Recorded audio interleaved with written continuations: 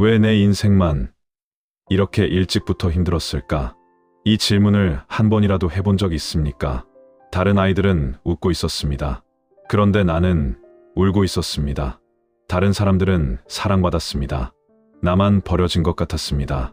가정은 전쟁터였고 학교도 안전하지 않았습니다. 어디에도 내 편은 없었습니다. 이상한 점이 있습니다. 돌아보면 나만 유독 그랬습니다. 비슷한 환경에서도 다른 사람은 괜찮았는데 나에게만 공격이 집중되었습니다. 우연이라 하기엔 너무 정확했습니다. 마치 누군가 나를 노린 것처럼. 요셉도 그랬습니다. 12형제 중 유독 그만 팔려갔습니다. 다윗도 그랬습니다. 7형제 중 유독 그만 아버지에게 불려가지 못했습니다. 사무엘이 왕을 세우러 왔을 때 아버지는 다윗을 부르지도 않았습니다. 오늘 진실을 말씀드리겠습니다. 그 고난은 저주가 아니었습니다. 표식이었습니다. 하나님이 태어나기도 전에 선택하셨다는 증거였습니다. 예레미야 1장 5절입니다. 내가 너를 모태에 짓기 전에 너를 알았고 내가 배에서 나오기 전에 너를 성별하였다. 원수는 평범한 사람을 공격하지 않습니다. 미래가 두려운 사람을 먼저 공격합니다. 그 대상이 바로 당신이었습니다. 5가지 표식이 있습니다. 내 안에 이것들이 있는지 확인하십시오. 끝까지 들으십시오. 마지막에 직접 선포해야 할 기도가 있습니다. 지금 이 영상을 보고 있다면 댓글에 이렇게 적으십시오. 하나님, 제가 선택받은 자임을 믿습니다. 첫째, 어린 시절부터 전쟁이 시작되었습니다. 유년기가 평화롭지 않았습니다. 다른 아이들이 뛰어노는 동안 나는 무언가와 싸우고 있었습니다. 가정의 불화가 있었습니다. 부모의 부재가 있었습니다. 혹은 이유도 모른 채 맞아야 했던 밤이 있었습니다. 설명할 수 없는 아픔이 너무 일찍 찾아왔습니다. 왜 그랬을까요? 원수가 내 미래를 알았기 때문입니다. 마태복음 2장에 기록된 헤롯의 이야기를 보십시오. 헤롯은 왜 베들레헴에 어린아이들을 죽였습니까? 아기 예수가 두려웠기 때문입니다. 아직 말도 못하는 아기가 왕의 자리를 위협했습니다. 어둠의 세력은 언제나 미래의 위협을 먼저 제거하려 합니다. 어린 시절부터 공격받았다면 그것은 내 안에 원수가 두려워하는 무언가가 있다는 뜻입니다. 지금 이 순간 과거를 다시 해석하십시오. 그 고통은 형벌이 아니었습니다. 하나님이 특별하게 구별하셨다는 증거였습니다. 쓰임받을 사람이기에 공격받은 것입니다. 둘째, 어디에도 속하지 못하는 느낌이 있었습니다. 늘 이방인 같았습니다. 가족 안에서도 혼자였고 친구들 사이에서도 겉돌았습니다. 같은 언어를 쓰는데 다른 세계에 사는 것 같았습니다. 이 외로움이 오랫동안 나를 괴롭혀왔습니다. 무엇이 잘못된 걸까? 왜 나만 적응이 안 되는 걸까? 스스로를 탓했을 것입니다. 그러나 진실은 다릅니다. 세상에 속하지 못한 것은 결함이 아닙니다. 애초에 세상에 속한 사람이 아니기 때문입니다. 요한복음 15장 19절입니다. 너희가 세상에 속하였으면 세상이 자기의 것을 사랑할 것이나 너희는 세상에 속한 자가 아니요 내가 너희를 세상에서 택하였다. 예수님이 직접 하신 말씀입니다. 선택받은 사람은 어디에도 완전히 속하지 않습니다. 하늘 시민권을 가진 자가 땅에 잠시 머무르는 것이기 때문입니다. 물고기가 땅에서 불편한 것처럼 영혼이 이 세상에서 불편한 겁니다. 이곳 출신이 아니라는 증거입니다. 외로움을 저주로 받아들이지 마십시오. 그 외로움은 하늘을 향한 갈망입니다. 부르심의 증거입니다. 셋째, 이유 없이 미움받고 거절당했습니다. 특별히 잘못한 것이 없는데 미움받은 적이 있습니다. 가까운 사람에게 배신당한 적이 있습니다. 진심을 다했는데 오해받은 적이 있습니다. 이 경험이 마음을 아프게 했고 사람을 믿기 어렵게 만들었습니다. 시편 25편 19절을 보십시오. 내 원수를 보소서. 그들이 많고 나를 심히 미워합니다. 다윗의 고백입니다. 하나님의 마음에 합한 자라고 불린 다윗도 이유 없는 미움을 받았습니다. 사울은 왜 다윗을 죽이려 했습니까? 다윗이 잘못해서가 아닙니다. 다윗 위에 있는 하나님의 기름 부으심이 사울의 어둠과 충돌했기 때문입니다. 미움받은 이유도 이와 같습니다. 내 안에 있는 빛이 누군가의 어둠을 불편하게 만들었습니다. 그 사람은 자신도 모르게 나를 거부한 것입니다. 그것은 내 잘못이 아닙니다. 빛과 어둠은 공존할 수 없습니다. 사람의 기준으로 자신을 판단하지 마십시오. 하나님의 시선으로 자신을 바라보십시오. 그 거절은 파괴가 아니었습니다. 방향 전환이었습니다. 넷째, 다른 사람의 아픔을 내 것처럼 느낍니다. 남다른 공감 능력이 있습니다. 누군가 울면 가슴이 찢어집니다. 누군가 힘들어하면 도와주지 않고는 못 견딥니다. 이 마음 때문에 지쳐왔습니다. 너무 많이 주고 너무 적게 받았습니다. 에너지가 고갈되었습니다. 그러나 이것은 약점이 아닙니다. 섬김의 부르심입니다. 마태복음 20장 28절입니다. 인자가 온 것은 섬김을 받으려 함이 아니라 도리어 섬기려 하고 자기 목숨을 많은 사람의 대속물로 주려 함이라. 예수님 자신이 섬기는 자로 오셨습니다. 내 안에 있는 섬김의 마음은 그리스도의 성품입니다. 다만 기억해야 할 것이 있습니다. 예수님도 군중을 떠나 한적한 곳에서 기도하셨습니다. 헌신에는 경계가 필요합니다. 모든 사람을 구할 수는 없습니다. 내 역할은 하나님이 보내시는 사람을 돕는 것입니다.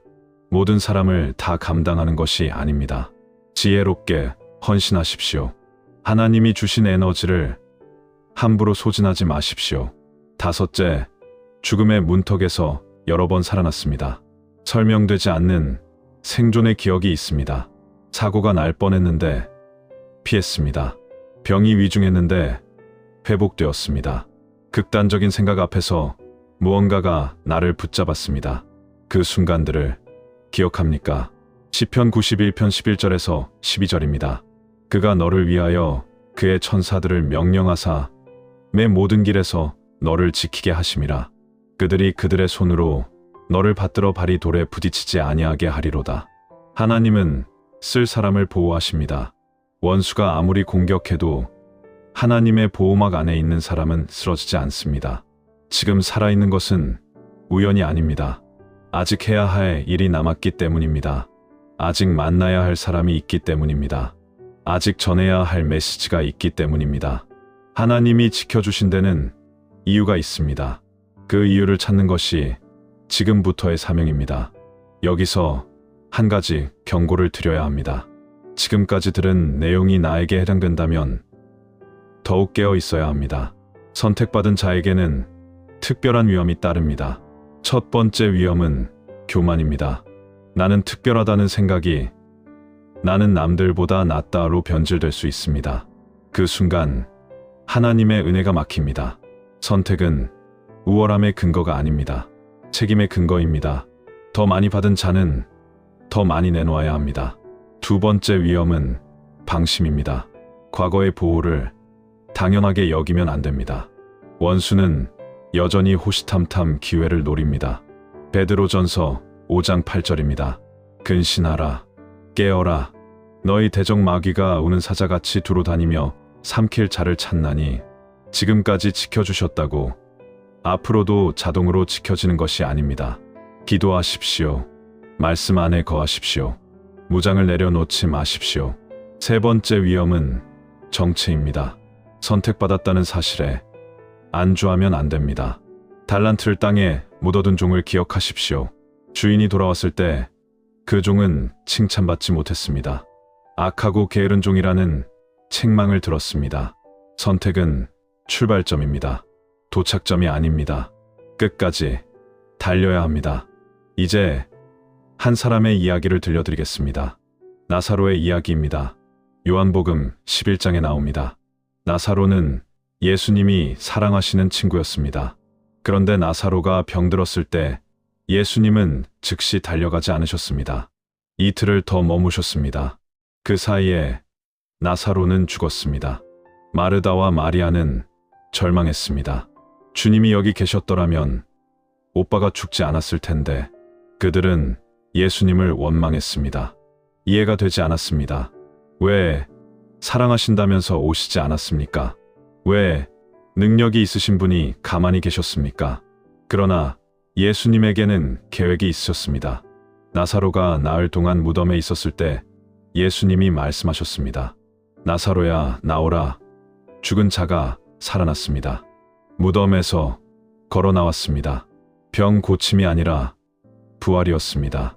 더 큰 영광이 나타났습니다. 지금 처한 상황도 마찬가지입니다. 하나님이 응답하지 않으시는 것 같은 시간이 있었습니다. 기도에도 하늘이 막힌 것 같았습니다. 그러나 그 침묵은 무관심이 아니었습니다.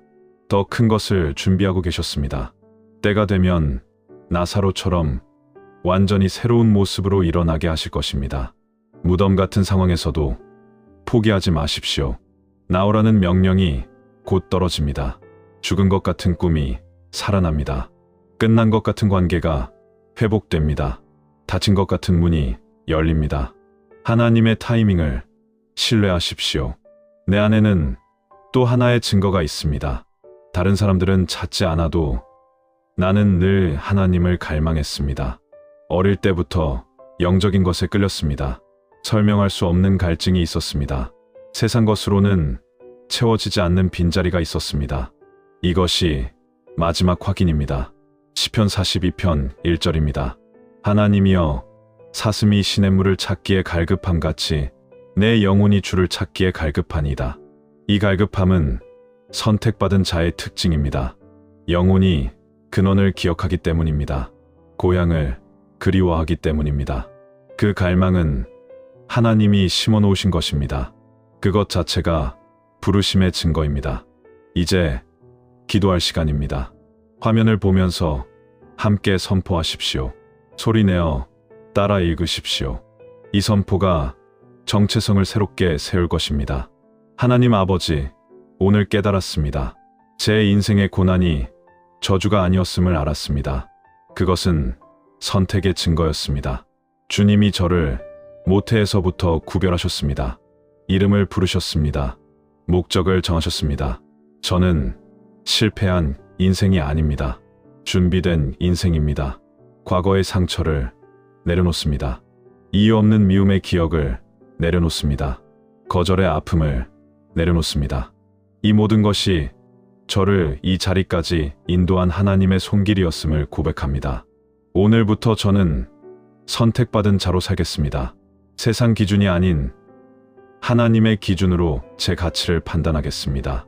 주어진 사명을 감당하겠습니다. 저를 통해 하나님의 영광이 나타나기를 원합니다. 예수님의 이름으로 기도합니다. 아멘. 이 기도를 따라했다면 댓글에 아멘을 남겨주십시오. 그 고백이 하늘에 기록됩니다. 선포한 것은 땅에서만 머무르지 않습니다. 하늘 보좌 앞에 올라갑니다. 오늘 이 메시지가 해당된다면 주변에 같은 고민을 가진 사람이 있을 것입니다. 이유 없는 고난 때문에 힘들어하는 친구가 있을 것입니다. 이 영상을 공유해 주십시오. 받은 위로를 전달하십시오. 한 사람이 살아나면 그 사람을 통해 또 다른 사람이 살아납니다. 이것이 하나님 나라가 확장되는 방식입니다. 아직 구독하지 않으셨다면 구독 버튼을 눌러주십시오. 알림 설정도 해주십시오. 매주 영혼을 깨우는 메시지가 올라옵니다. 혼자 싸우지 마십시오. 함께 믿음의 길을 걸어갑시다. 마지막으로 한 번 더 선포합니다.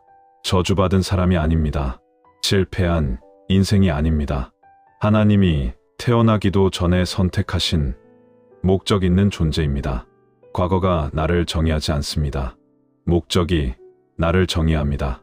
오늘 이 진실을 붙잡고 새롭게 시작하십시오. 하나님이 함께 하십니다.